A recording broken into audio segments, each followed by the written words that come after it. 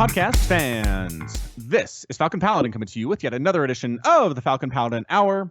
And with me, as always, is my friend from down under. He is off work right now, so he's very, very happy. And his name is Wade. How are things today on your day off? Things are pretty... Well, I didn't have today off. Oh, it starts tomorrow. Yes, technically, yeah. Okay. So I worked today. I got out early. I finished everything up super quick. And I was like, all right, I'm going. See you guys in 2 weeks. You little nerds.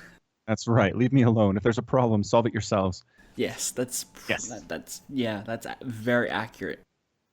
I had a question though. Is it just you? I mean, I thought when I booked you for this, Just Jordan would be here too. That is an excellent point. No, Sorry. Just Jordan with us. I could not help it. That poor man. Yeah. That poor man. Although I guess that was more slight on me, but either way, I'm kind of confused about how this whole thing works. It's just kind of a rag on both of us, apparently. I don't think it's a rag on you. Oh, good. I think it's just him. Just him. Like, people seem to think that you two, like, if they get him, they get you two for some reason, which doesn't make any sense. No, it really doesn't. I guess if you're not familiar with what we're talking about, yesterday, let's see, I'm casting with Wade here on a Monday. So yesterday, which was Sunday, I cast the 19th Gauntlet Global Open, where Scarlet and Locira showed up. So you should probably tune in next week at 6 p.m. Eastern time. Anyway, so while we were getting warmed up, Jordan told a story of he was casting another tournament earlier in the week, and somebody in chat said, "Hey, where's Falcon Paladin? Where's that guy?" And Jordan felt very sad that he was not alone recognized for his excellence in casting skills. He's a very good caster, but that apparently they thought it was a package deal where Falcon came with him. So he got ragged on a little bit during the cast. There were some donations that were made, and if you donate, you get to say things. And I believe was this yours? One of them was like, "Oh, Falcon, it's nice of you to let this noob Jordan cast with you today." That was not me. And that was not you. Thank goodness. Okay, they all kind of run together with the donations, but our friend Wade was there and was very nice to support the tournament as well. And honestly, who doesn't like to watch Scarlet? And I know some of you are thinking, well, a Locira versus Scarlet match is ZVZ. I hate mirror matchups. Guess what? Scarlet played Protoss, and it was amazing, and you're all missing out for not being there. So that's just me being scolding right now. No, everyone should be there. Yeah. Be there or be harassed by mass oracles by Scarlet. Oh my gosh, the mass oracle play is so good. It's so stupid good. Oh my gosh.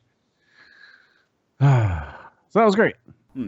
So meanwhile, other things are happening in the world, including BlizzCon is coming, Wade. Ooh, BlizzCon.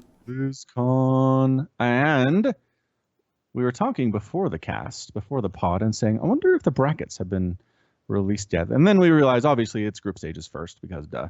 Yeah. But we found the group stages. They are posted as of, I don't know when they posted this. I didn't know about it until now. So as far as I know, they were posted like 10 minutes ago. And we were just lucky enough to find them. Good job, us. Or Wade, more specifically. I mean, Google did all the hard work. Let's be real. Well, Google does the hard work for everybody, honestly. Come on. Yes, that is it's true. It's true. I look forward to the day that we just have implants in our brain that directly allow us to ask Google something and get the answer implanted directly into our minds, and we understand it. Just cut out the middleman. Why make us type things or use voice searching? That's ridiculous. That is way too hard in 2017. It is. It's too much. Too much.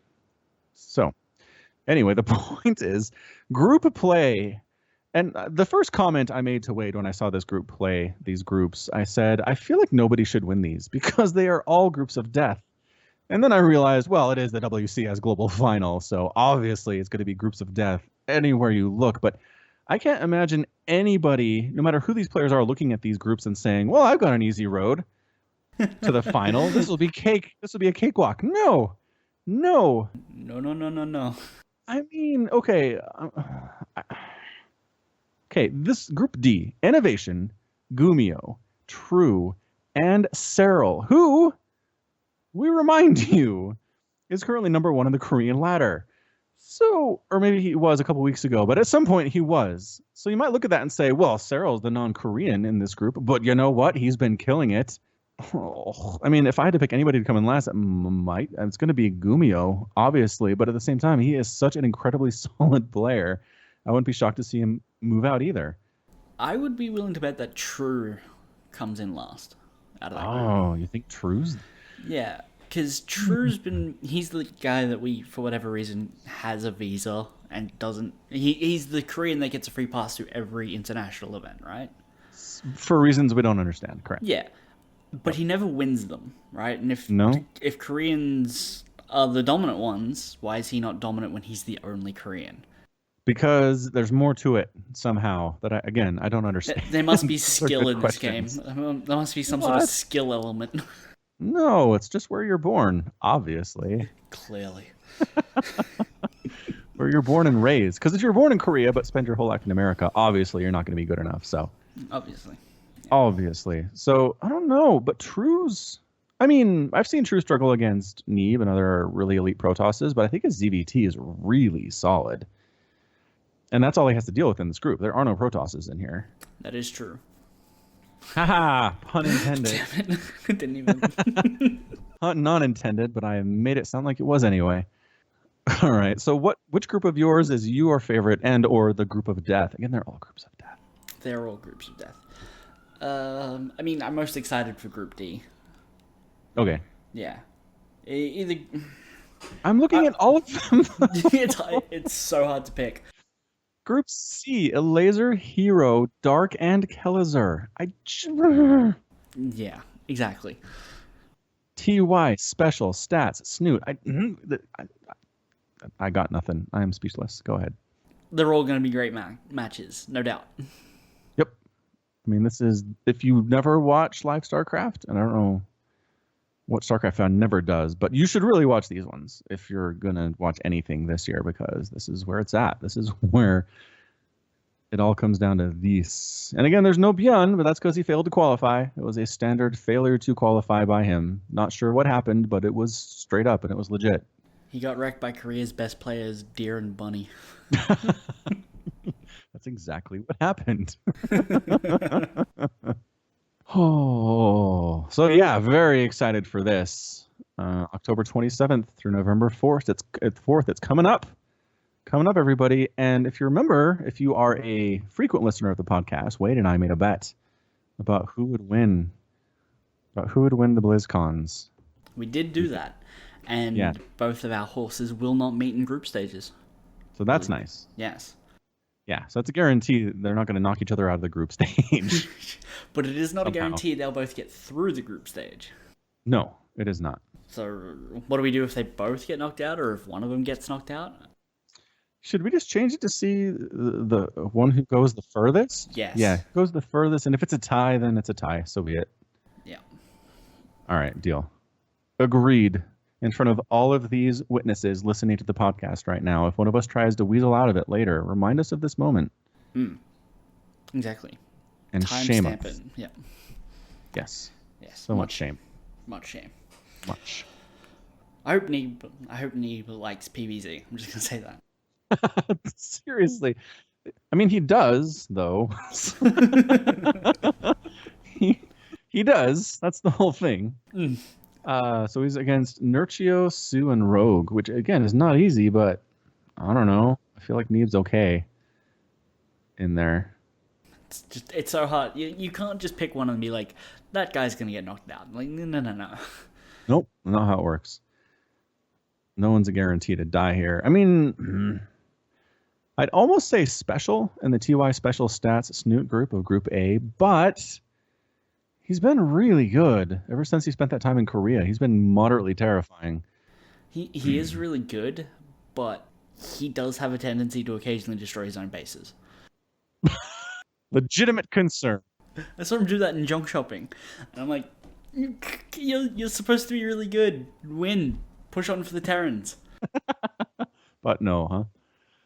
No luck. But no, tragically. Yeah, you're right. I mean, he's had some pretty good success, but not major success in major tournaments. Good point. Whereas Snoot hasn't he? I think or am I misremembering? Not recently, but in the past, yeah. Yeah. He's had a long career. I mean, just kind of by default, he's going to have some really good success at some point. He's been around for what feels like 10 years now, but hasn't been that long, but it's been a while. So good. I'm excited for it. Coming up very, very, very, very soon. and it will be on the Twitches. Indeed. So if you don't use Twitch, first of all, I don't know why. And second of all, use Twitch. Very good. But it won't be on the main stage at BlizzCon. Wade, why would you make me sad like that? I'm sorry, I didn't mean to make you sad. I'll edit it out. No one has to know. No one has to know. We'll make it a surprise for them. No, it's fine. We can tell the truth on the podcast, even if it hurts us, Wade. Yeah, won't be on the main stage. Bloody Overwatch. Overwatch. I mean, who's even going to watch Overwatch? Obviously, nobody. It's going to be on the main stage, and nobody will watch, and it'll be an embarrassment. I mean, it sold like 5 copies so far. How do they even have a pro team? I think 5. I think the 5 is the number. Yeah. I looked it up on Wikipedia. Copies sold. 5. See, that's funny because I edited it onto Wikipedia. All right, moving on. Moving on to more happy things. Like, for example, we can talk about some movies we've watched recently. That's more fun. Movies. All right. All right. So, my little sister had a birthday. She was turning, I don't know. I've got 8 siblings, Wade. I don't remember how old anybody is. I know when their birthdays are, and that's about as good as I can do. Oh, well, So let's say she's 25. Okay. That sounds great. I mean, I don't think there's any real upside to guessing a person's birthday and getting it right or wrong. Well, no, the birthday I get, but how old they are exactly is difficult. Guessing someone's age is never never a good thing. Nope. I mean, and if you do have to guess 10 years lower than you think it is, you might be okay. So, especially if you're dealing with a woman. So you think your little sister is 35? No, I wasn't following my own advice there, obviously. Do as I say, but not as I do. I get it. Not as I do. Anyway, the point is, for her birthday, we went to go see Atomic Blonde, because we're both big Charlize Theron fans. And really good 80s vibe. It takes place like days before the fall of the Berlin Wall in Berlin. And Charlize Theron plays this kind of super secret agent for England, kind of like a female James Bond. Okay. And it's rated R, and it is brutal. Like half of it's kind of like, hey, listen to these 80s hits and recognize kind of the themes involved here and the hairstyles and the clothes and the music of it. And then half of it's like, watch Charlize Theron stab someone through the eye with a screwdriver. Or watch Charlize Theron get knocked down a flight of stairs by somebody with a pipe wrench. That's what kind of movie this is. So if you're really into the 80s and really into watch people get the crap beat out of them, I would recommend Atomic Blonde. Okay. Also, there's James McAvoy in it, and he is basically an insane person. He plays a very high energy, kind of like manic type role. So again, if you're interested in that, might be something you would enjoy. But yeah, I liked it a lot. One of the things I really liked too is that the fight scenes, which I previously mentioned, which are super brutal, they're like the fights begin, and then after about 45 seconds to a minute of fighting, people start to get tired. Like they start to noticeably get fatigued, which that doesn't happen a lot, right? In Hollywood. Yeah. These people can fight at a high level and be very fast for upwards of 5 minutes, and you're just like, oh, everyone's fine. But I mean, these are supposed to be super well-trained, super in shape people. Admittedly, they smoke because it's the 80s. So that might be part of it. But they're winded. They're like, they can barely, after 2 or 3 minutes of hardcore like beating the crap out of each other, they can barely stand, and they're like drunk looking haymakers getting thrown at each other, and it's great. It is just some really amazing fight stuff, and I highly enjoyed that part of it. Oh, fair enough. So there you go. I from what I saw of the trailer, because I haven't seen Atomic Blonde, the fight scenes look very similar to like John Wick. Yeah, they do. Fewer guns. No, there's still definitely guns, though. What am I saying? There's still definitely gun battles, but there is a lot of just like, we're out of bullets, or my gun got knocked away, and let me use whatever is around. It's kind of a Jason Bourne style that way. I don't think she kills anybody with a magazine, though. That's kind of the Jason Bourne signature move from the first movie.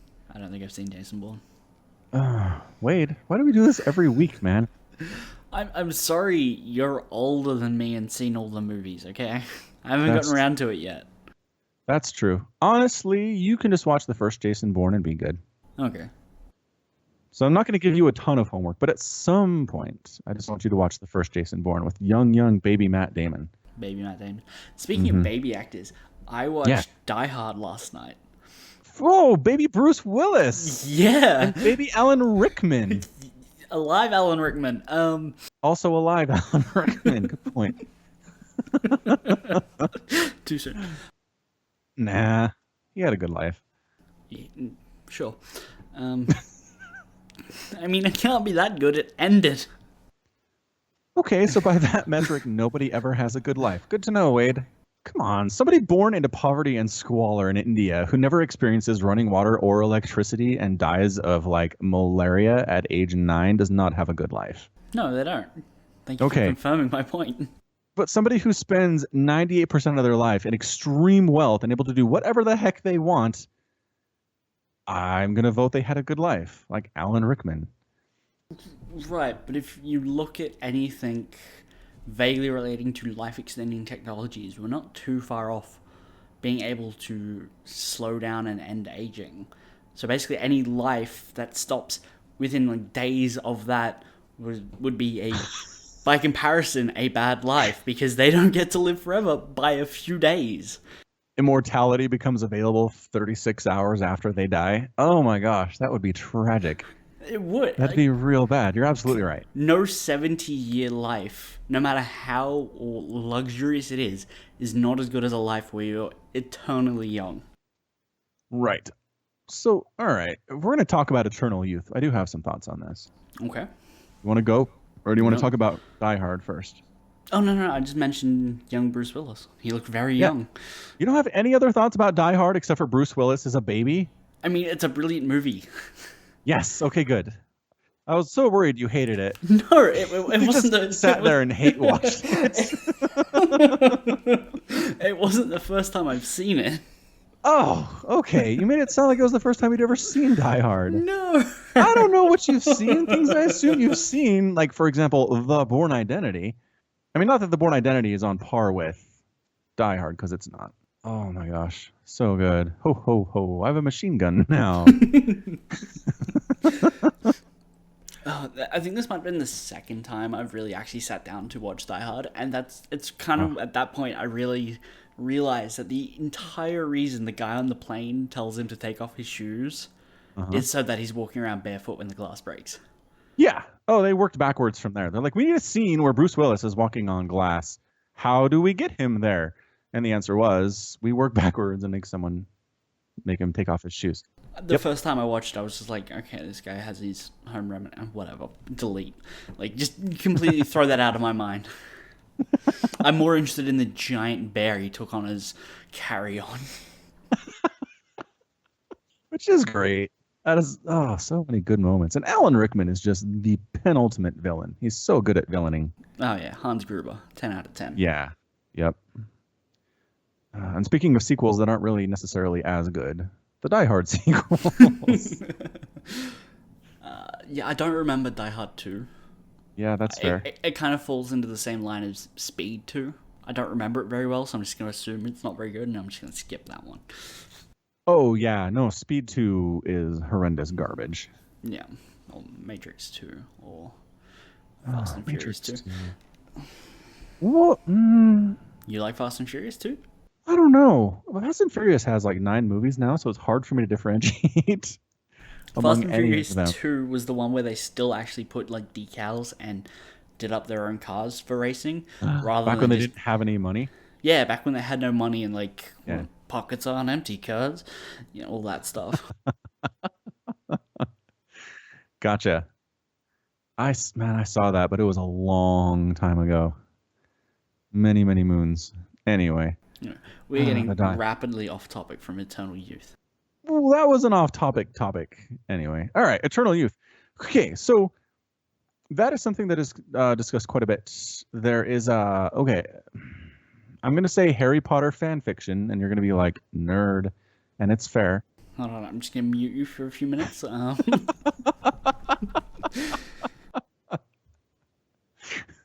All right, so there's a Harry Potter fan fiction, which is called Harry Potter and the Methods of Rationality. And the concept is that Harry Potter enters the Harry Potter wizarding world, and he's been raised on science instead of abuse. And so he basically asks all the questions all of us have ever asked when reading Harry Potter, and not you, because I'm pretty sure you haven't read Harry Potter. Never. And asks all the questions that anybody who likes to ask questions when they read books would ask. And it's amazing. And there's a whole big thing about it where Harry has no interest in never dying. And so he's interested in the Philosopher's Stone, basically giving somebody immortality and saying, why can't this be for everybody? Why does anybody have to die? And some really good discussions emanate from that. So this is something I'm pretty familiar with. It sounds like I might actually enjoy this fan fiction because it's just Harry Potter going around being like, what the crap? Your money system is garbage, guys. Yeah. There's like so much devoted to that. And there's a whole part about how Quidditch is worthless. And there's a wonderful part in the beginning where he meets Ron Weasley, determines he is a moron, and never talks to him again. Oh, poor Ron. I love it. It's so good. I'll link it to you. Let's see if we can do that. Thank you. So anyway, back to the original discussion here. Is eternal life. Okay, so the question is, sure, for a lot of people, it would seem like living forever is a really good deal. But until you've been alive for 300 years, you don't know what your reaction is going to be. Like, would you eventually reach a point, right, where you just want to die? Like, you're done. You've done everything you want to do. There's really nothing keeping you in life. You want to see what the next big adventure is, as Dumbledore calls it in the Harry Potter books, and you want to go. And I don't know. I'm not sure if I'd ever reach that point myself. I don't know if anybody would, but it's hard for me to say that everybody's okay with eternal life forever and ever, amen. Well, okay. If you look at the way that we understand aging as it is, right? Okay. I don't remember all the specific terms, but it's the shortening of the end of your chromosomes or something. It's right? just, yeah, they're unraveling, and as they replicate, they start messing up more and more often, right? Yeah. The idea is that if we can prevent, delay, and stop that from happening, we can give ourselves eternal youth. That does not mean eternal life, though. So you'd be like the elves from Lord of the Rings, where you can die, but you just won't age to death. But your body doesn't get all wrinkly and your organs start failing. Yes. Got it. Okay, so that's different. Oh, so basically your entire life is spent with a healthy body. So what kills you in the end? An arrow from an orc? But how can you naturally die? No. So it is eternal life then.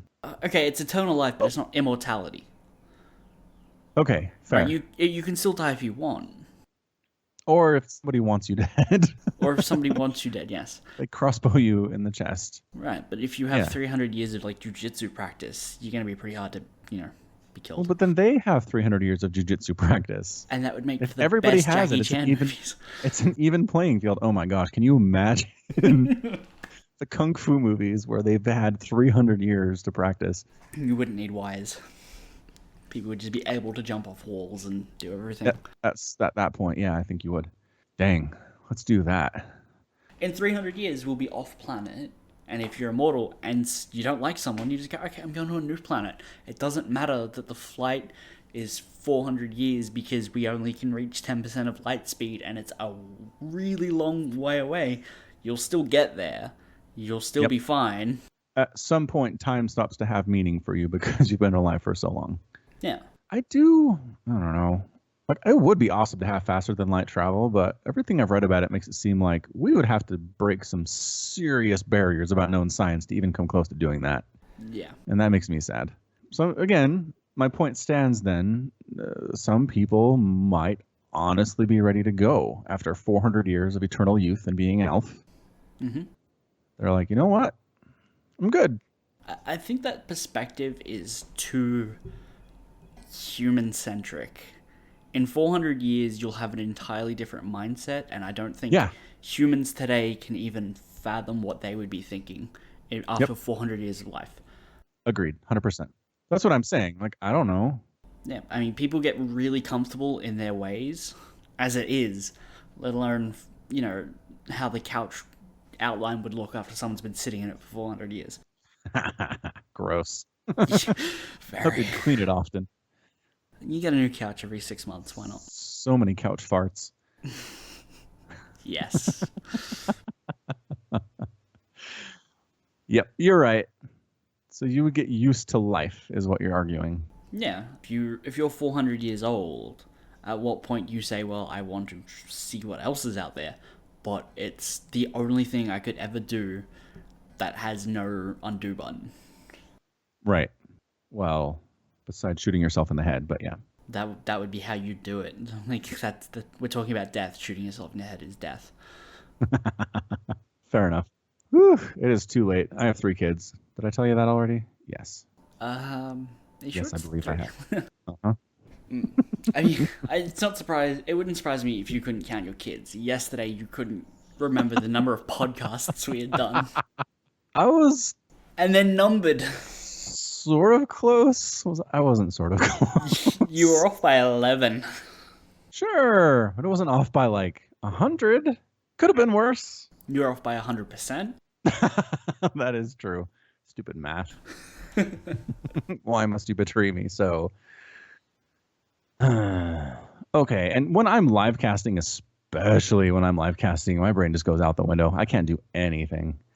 I don't know what it is. I would assume it's just you're putting more effort into making things like, is the number of children I have actually 3? It doesn't matter, just say a number, because what I'm focusing on is more important in the moment. Correct. It's prioritization of brain processing power and memory retrieval. Even then, we were trying to remember which Protoss ground units were mechanical, and we missed like 4. That was not good. I mean, you didn't say Stalker or Probe. Nope. Certainly did not. Ugh. Probe especially. We should have remembered Probe of anything. But we didn't. It's very tragic. So tell me about the new Blade Runner, Wade. Okay, new Blade Runner featuring old Harrison Ford. Super old Harrison Ford. Yep, Grandpa Ford. Yep, that's the one. Model T Ford. You are on a roll today. Thank you. I didn't see the original Blade Runner. I'm thinking I'll go back and watch it maybe tonight. Okay, but, yeah, fine. Maybe. So there's a thing that happened.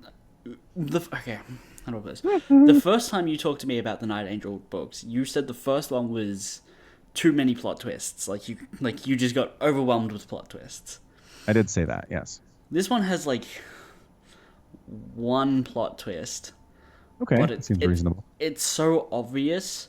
Are you insulted? No. Okay. It seems so obvious that the characters are supposed to like be like, oh my god, and you're just like, yeah, I kind of figured that, but given how much you're doing it makes me believe it's just not true, right? It has the opposite effect when it's confirmed. Well, confirmed, air quotes. It's not actually confirmed?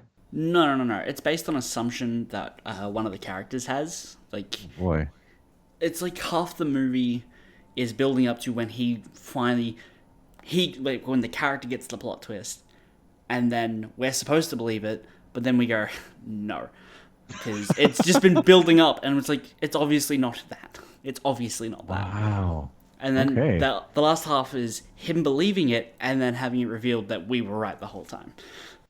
Oh, that's annoying. I hate that in movies. I like to be tricked, and I'm not that smart. It's not that hard. I think it's a little harder to trick you than some people. Thanks, Wade. I mean, I can test this because I tricked people I worked with yesterday with what I thought was a very simple word puzzle that I invented in like 4 seconds. You invented a word puzzle? Sort of. I did it by accident. Oh, all right. And you literally just have to listen, and to be fair, I give you 7 guesses to answer it. You just have to listen. My birthday like a hint. It is. Okay. My birthday this year is after Christmas, but my birthday this year is before Christmas next year. When's my birthday? Word problems, sort of. You should be able to get this. Even you. Even me. Even with your 3 kids. Even with the 3 kids and actively doing a podcast right now. Mm-hmm. All right, say it again. My birthday this year is after Christmas, but my birthday this year is before Christmas next year. Yeah, because it is. Some people I worked with didn't understand that. Like, they couldn't work it out. Like, even after you explained it? Even after I said it like 5 times and gave them 7 guesses, they couldn't work out when my birthday was. Wow, that's And not great. These are people I've worked with for 5 years who should already know when my birthday I don't know how confident you should be in that. I'm just saying, I don't think I could name any of my coworkers' birthdays, period. And I've been there for 5 years. I mean, I know I can't name some of my coworkers. I can't like names? I can't See? name them. So you're so confident anyway. Well, okay, Anyway. these are the ones that I haven't worked with for 5 years. All right. We recently acquired some new coworkers. New people. Why does there have to be new people? Because Why do there have populations to would be shrink and die. Snakes.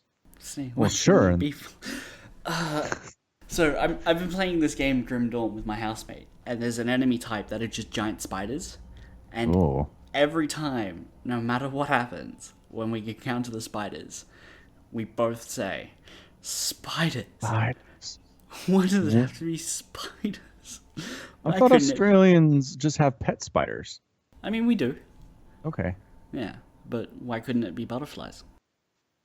I mean, it could. Probably be less scary, though. Most Yeah. likely. Our spiders are as like big as dinner plates, so Right. And they have fangs as big as... Bowie knives. Bowie knives. I was going to say steak knife, but that's much better. Well, I don't know which is bigger. Much better. Oh, Bowie knives, for sure. At least American steak knives are not that big. But for spider teeth, they'd be real big. To be fair, those are huntsmans that usually grow that big. Right. They're friendly. They don't bite people. Oh, good. That's nice of them. Not bite people. I still don't like spiders, though. Nobody does. Actually, I read this really interesting study somebody posted on Reddit where, again, it's not a super rigorous study and it's fairly preliminary, but the theory is that humans are inherently afraid of spiders. They don't have to be taught to be afraid of spiders. It is like you are born with it fear of spider. It's interesting. Right, but what about all the people that aren't? People that keep them as pets and Peter Parker. Wait, what? Peter Parker's not afraid of spiders? No, he's Spider-Man. How would he be afraid of So? spiders?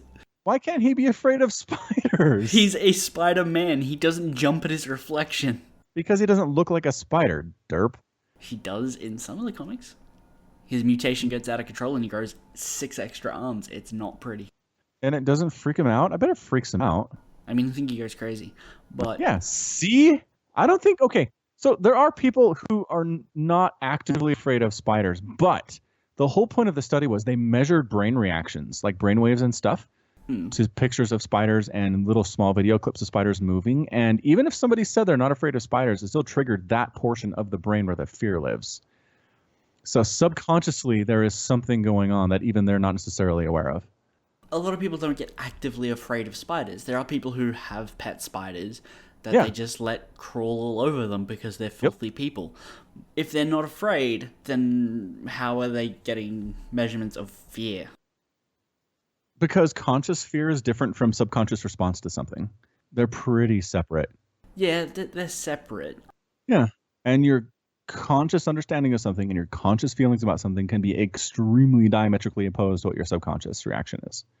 I mean, I assume that people have this subconscious feeling of fear, and they've just grown up to suppress it. Yeah.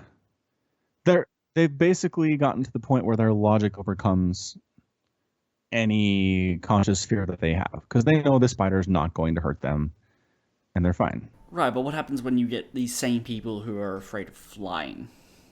Right? I don't know. They should be able to reasonably be able to overcome it. I'm not saying should.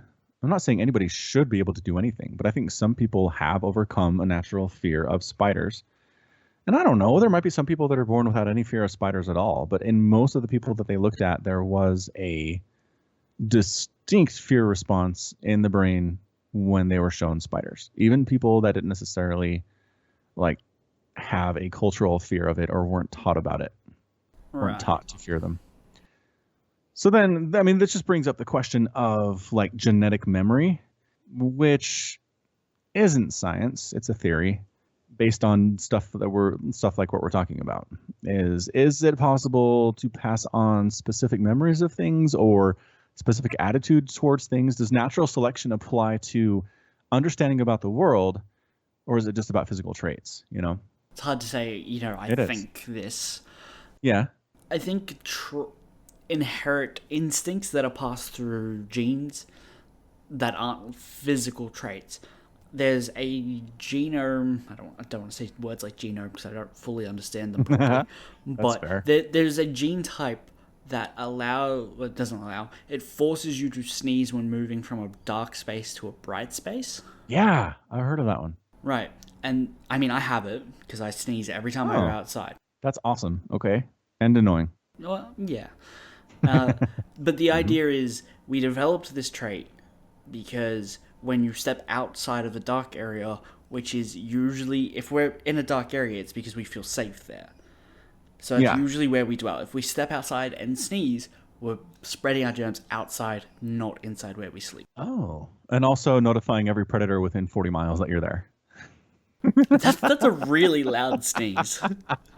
That's a thunderclap. Not 40 miles, but within the general area around you, right? Every panther's like, oh, what up? There's a human outside. Right, there's a human outside in the middle of the day because it has to be bright, right? You think pumas care? No, well, I mean, I think they understand safety in numbers.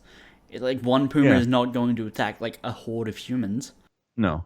Although that was I forgot about the other half of the spider one was that humans also seem to be intrinsically afraid of big cats. Really? Like predatory cats. Uh-huh. I can understand that. Yeah, for sure. Little cats, adorable. Big cats, no. Yeah. I mean, if you were walking around in the woods, and I guess in my neck of the woods, it would be mountain lion. But if you hear a mountain lion screaming nearby, like that is a Peter Pan's moment for sure.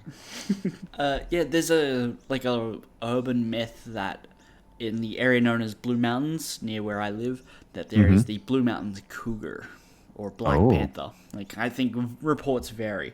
I don't think there's any such thing actually there. It's an interesting story that apparently it goes around and occasionally eats people. Yeah, just occasionally though. It doesn't have to eat every time. Every day. No. It hibernates, so. Yeah, so anyway, the point of that is, I don't know, something's going on. Some kind of level of intrinsic response to things. And the Reddit thread, which again, Reddit threads are the source of all knowledge in the world, but clearly they were discussing that maybe it's because it was useful for people to be able to recognize spiders and fear them back in the days so that you could avoid them and not get bit, that this trait was passed on. And people that didn't have a fear or weren't able to recognize spiders quickly died. Yeah. And so the traits were passed on. I don't know. I mean, again, there is literally no scientific evidence this is a thing, but observationally, I kind of like it. There's no scientific evidence on Reddit. But it is theorized that humans, one of the things that helped aid our eye development in recognizing different colors was that poisonous berries were red and blueberries being blue. We developed the ability to see those two distinct colors much more quickly because it helped us determine which the red berries were poisonous. And so, you know, that's a physical trait beneficial to our survival based on something that we're looking at, like spiders or cougars. There you go. Very similar. I like it. I like it a lot. I look forward to one day seeing if this is complete bunk or if this has some legit, like we can figure out how this works, because that's something, right? Science is all about, it's a history of things that people have observed and not been able to explain that later were explained. And so I love to be able to be around and see when this is explained because it's super interesting to me. But while we're on the topic of movies, I did see another movie. I went to see the movie The Mountain Between Us with my wife. And all I knew about it before I went, because again, I don't watch trailers for stuff I'm going to see, is that it's got Idris Elba and Kate Winslet in it. And I like both of them as actors. I've really enjoyed, for example, Luther is a great show that Idris Elba stars in. It is a BBC show, actually. Very good. And then Kate Winslet, just all sorts of things from Titanic onward, basically. Sure. So anyway, I kind of thought maybe this would be kind of a romantic comedy or some kind of drama. So I went there, and it starts out, they're in some airport, like a fairly large airport, and they're trying to fly out because she needs to get married the next day, and he has a surgery to perform. But unfortunately, their flight is canceled. Wherever they're trying to get to is canceled. All flights getting out are canceled. There's some bad weather coming up. They have to wait till the next day to get out. And she's like, I really got to go. And he's like, I really got to go. We have good reasons for this. And so she finds them a single prop plane to fly them to Denver. And from there, they can catch a connecting flight to where they need to go. So I'm like, oh, all right. Maybe this is kind of like maybe a drama, romantic comedy. There are a couple of funny moments in there. So they're flying along, and spoiler alert, like, stop listening if you care about this. I'm not sure that you do. The pilot has a stroke while they're flying over the middle of Nowheresville mountain range. And the plane goes down and it crashes. And I'm like, what is going on? I did not expect a plane crash in my movie-going experience today. Did they then have to eat the other person to survive? Nobody ate anybody. Well, that's not fun. I know. I was a little disappointed. I was expecting an alive situation. If they're going to throw such a left turn of, hey, our plane just crashed, yeah, they might as well go, if you're going to be a bear, be a grizzly and have someone eat the other one. Eat the pilot. Yeah. He doesn't eat his meat. Yeah, he was totally dead. But no, they buried him in the snow and, gave him a moment of silence. And I said, you guys, I know this is day one, but you're going to be so hungry in 2 days. But nope, nobody got it. And the pilot had a dog that he brought along, and the dog survives. Oh, there's actually, they do not eat the dog. The dog survives. What do they eat then? Well, in one of my favorite parts, and by favorite, I put that in quotation marks, Kate Winslet kills a mountain lion with a flare gun. Yep, what? That happened. So the fuselage of the plane is pretty intact. So that's where they're hiding out, building fires and stuff and staying sheltered from the elements. Mm-hmm. And Idris Elba is out looking for a high point where they are. Maybe he can get a cell phone signal, or maybe he can see a road or something. But spoiler alert, they are middle of nowhere, no roads. And so he leaves her with the dog, and all of a sudden, these mountain lions are prowling around the crashed plane, and the dog goes out there and tries to get it, but the dog gets its butt kicked and doesn't die. Again, the dog does not die. There are websites devoted to telling people whether or not the dog in a certain movie dies. I'm not kidding. DoesTheDogDie.com. I know. There you go. That's it. Apparently, Wade is a frequent user of the website. Oh no, I don't use it. I've just heard of it. Oh, okay, good. I have no problems with dog dying in movies. But some people get super upset if the dog dies. So again, the dog does not die. But then the mountain lion, starts nosing its way. They kind of put up a makeshift tarp over the end of the busted up fuselage and starts nosing its way in and starts super screaming and getting real mad at Kate Winslet. And she's fumbling for the flare gun that they've got, and she shoots it. And I'm like, oh, okay, she scared it and it ran away because really loud noise and really bright flash and some stuff. But no, turns out she murdered it somehow. I think maybe got it through the eye. I don't know what happened. But they ate the cougar. So yes, the cougar dies. Okay. So anyway, the rest of the movie is them trying to get back to civilization and not starve to death and or fall off a cliff, because that's a concern too. Or, get eaten by any of the other cougars out there. And really, there's only the one. That's the only predator they ate. Imagine that.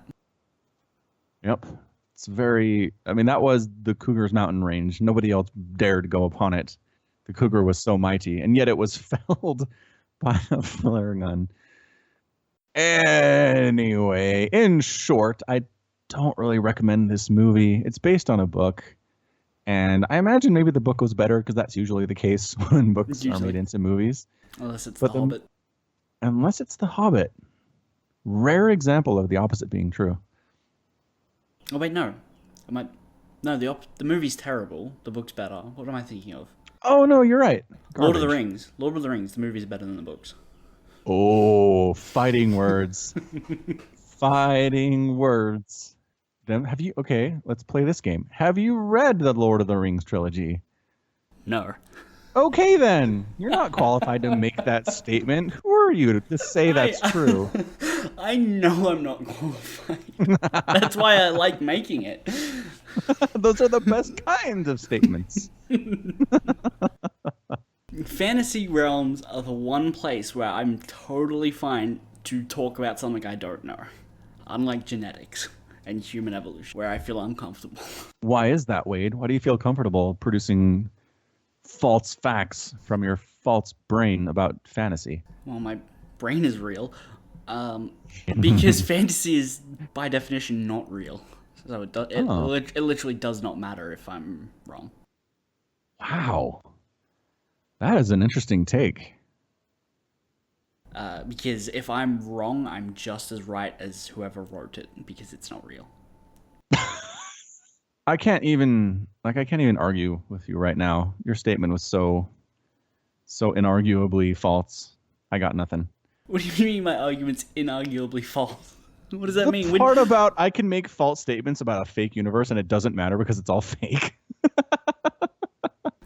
That one. I don't understand. How is that not real? How is that not completely fair? It's not fair because there are facts about the universe that was created by the author and the creator that are facts. Just because it's not real doesn't mean there aren't truths about it. You can say a statement like Aragorn is King Elisar, right? That is a fact about the story of the book. Yep. If the main character of the books is Frodo. Fact. Yeah. I can say Samwise is a better person than Frodo is. Yeah. And that's not real. The story is not real. Therefore, it doesn't matter. That's an opinion, though. Yeah, so is me saying I think the movie's better than the book. But it's wrong.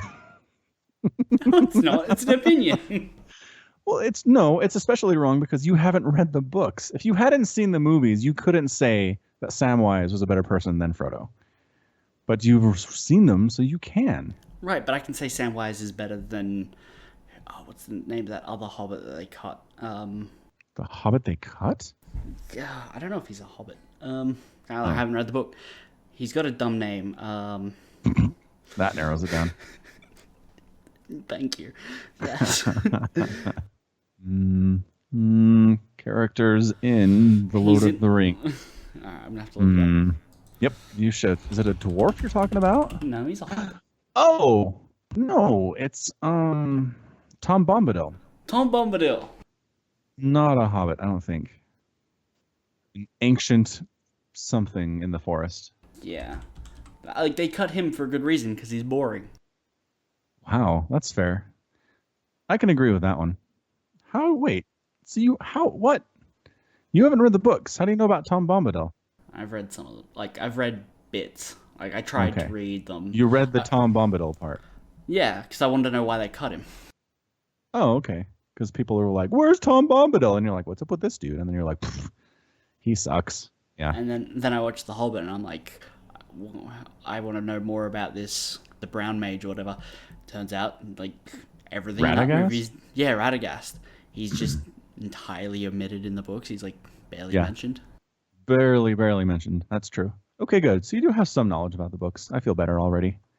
Yeah, I have some knowledge. I have a functional knowledge of Lord of the Rings. Yes. But it's just not complete. Yeah. I mean, partially from the movies. I know some stuff about the books. You do, as we've established. I know Aragorn dies at the age of 126. He's buried next to Merry and Pippin.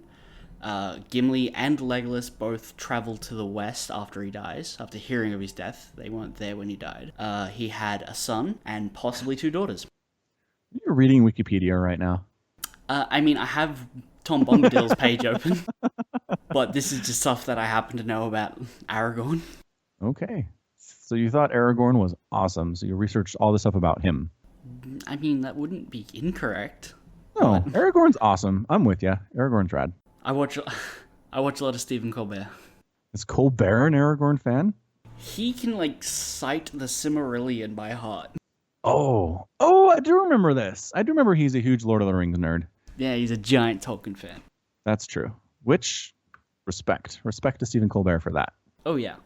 Yeah. We know you're listening. Come on the show. Stephen Colbert, come be a guest. You have so much free time. I'm sure this won't be a problem. Indeed.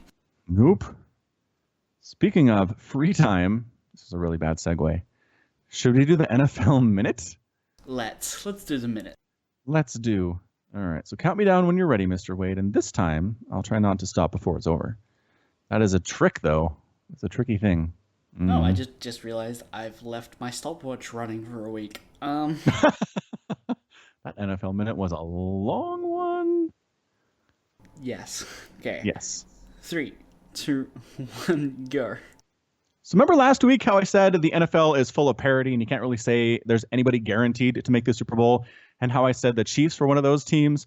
Yeah, they got beat by the Raiders 31-30 on Thursday night. Thursday night games are usually just a crap fest, but this year they've been really, really great. So if you have been skipping Thursday night games, I encourage you to watch them. And the Patriots are looking fairly good against the Falcons, but maybe that's just because they have the Falcons numbers based on last year's Super Bowl, where it was a 28-3 Falcons lead, and the Patriots came back. For those of you who did not actually watch it or care about the Super Bowl, which I don't know, that would be interesting.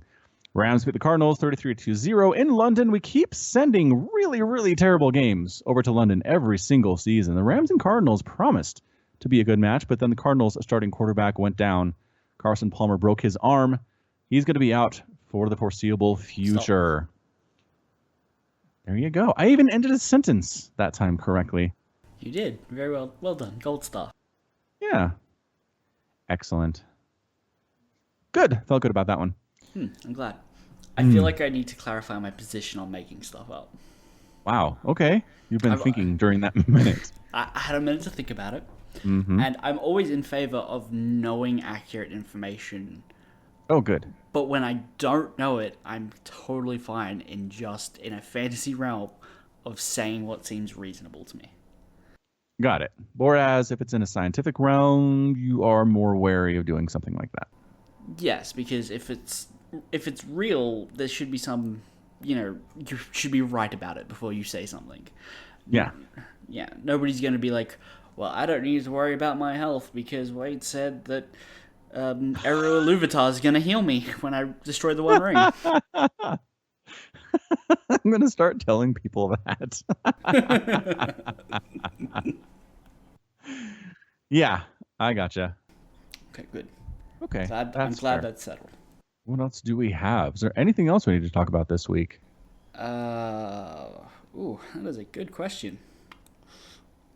Destiny 2 comes out in about 13 hours. It does. I haven't played a single second of the first Destiny, but I'm glad you enjoy it. Yeah. I mean, I'm really just kind of throwing Hail Marys with this one. I don't think there's much to talk about a game I haven't played yet. No. How about, was there anything you're hoping it will improve upon from the first game? I really hope that the final bosses at like the end of raids and stuff isn't just a bigger version of the little guys that you're fighting. They do that? Yeah, every time you fight something, it's like, okay, well, these are like human-like people, so you're just gonna fight a giant. All right, these are robots, so you're just gonna fight a big robot-looking guy. Or like you just fight kobolds and the final boss is the giant kobold. Yeah. Yeah, that's lame. Wow, Destiny, come on, man. Come on, Bungie, you can do better. They can. They have. Oh, you remember how I told you about Vermintide? Yes. Yeah. Vermintide 2 just got announced. Oh. And not is only there like a date associated with it, or is it just No. we're working on it? We're working on it, I think. Okay, that's cool. Yeah, but you'll get to fight Vermin. Makes Chaos. sense. And Chaos now. They're having 2 enemy types. And Chaos. How do you fight Chaos? Well, it's all based on the Warhammer fantasy. Oh, which I'm stuff. entirely unfamiliar with, except that they have Hydralisks and Space Marines. That's Warhammer 40k. This is Warhammer Fantasy. Totally. Oh no, my ignorance has been shown to all the world. This I'm is even more ignorant than I thought. What are you talking about? This is closer to Lord of the Rings, where there's like high elves, dark elves, fire mages, dwarves, and so this is just ripping off Tolkien like everybody else has. I mean, Maybe. Anyway, got it. So it's less StarCraft and more World of Warcraft. Yes. There's actually a lot of similarities between StarCraft and the Warhammer 40k universe. Yeah, I know. I'm aware of them. And I know that Warhammer did it first. Yeah. I think StarCraft did it better. Sure. There is actually one of my favorite Penny Arcade cartoons of all time. I'm going to pull it up here for you. That's the one. It is titled, I Hope You Like Text. And it's from 2006, but it still holds like one of the top spots and not one of my favorite Penny Arcade cartoons of all time. So I will give you a second to look it over. And remember, they were not kidding about the text. For those of you who don't know, and this might be Wade, I just realized Penny Arcade is one of the longest running webcomics on the internet. It got started in like 97, the like baby internet, and still going strong today, 3 times a week, these guys. And I love them very much. They are very funny and extremely crude and offensive, but hilarious. And I believe this has been put on a hoodie that you can buy. Just that whole last monologue. Dude turns into like a chaos demon. Yep. So we'll put that in the show notes if you want to see what we're talking about. Sure. And I hope you like text. I hope you like text. The character Gabe basically says that Warhammer is ripping off World of Warcraft, and the other character Tycho takes extreme exception to this characterization. So that is how I know. That is how I know how this works with Warhammer and the StarCraft and Warcraft universes. He gets really intense. I feel uncomfortable for him. That's pretty much the idea, I think.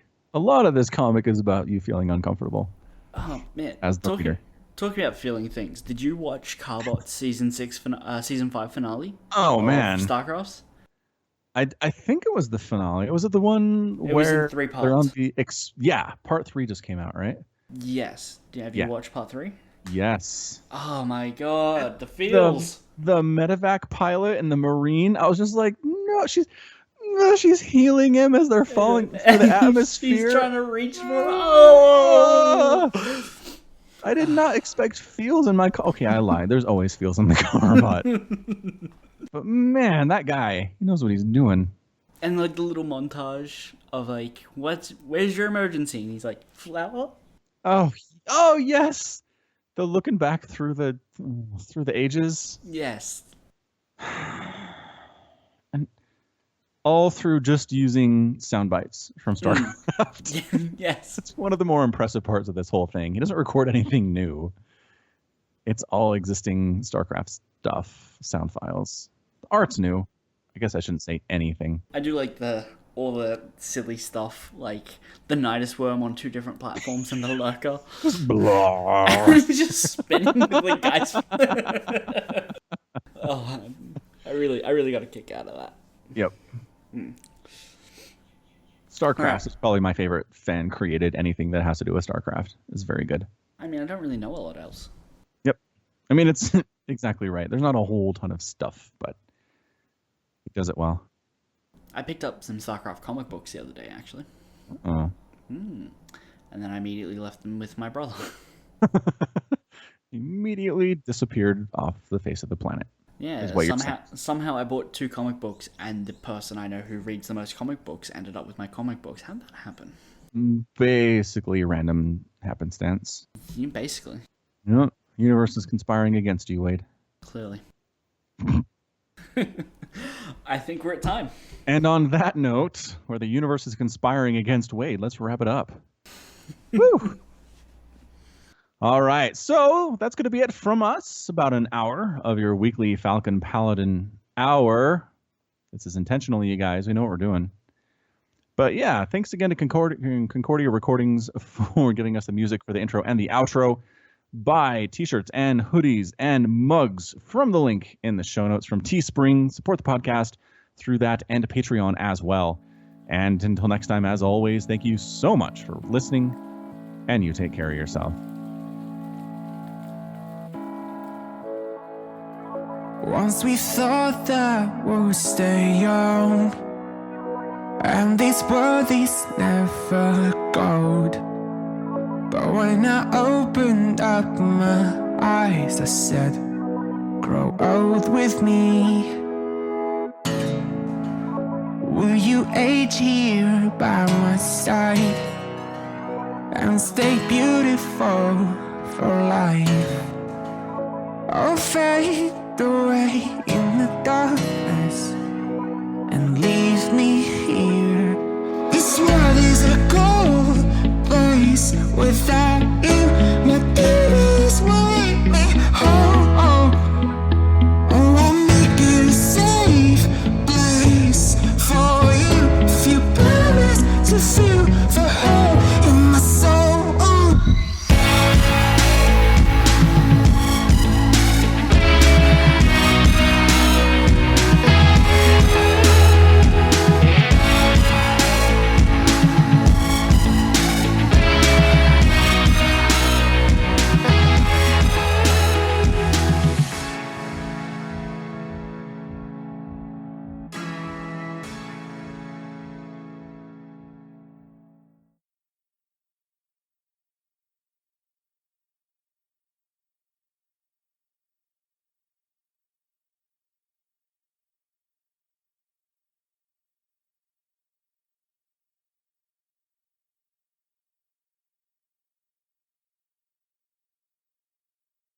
There is another cougar there, but it's Kate Winslet.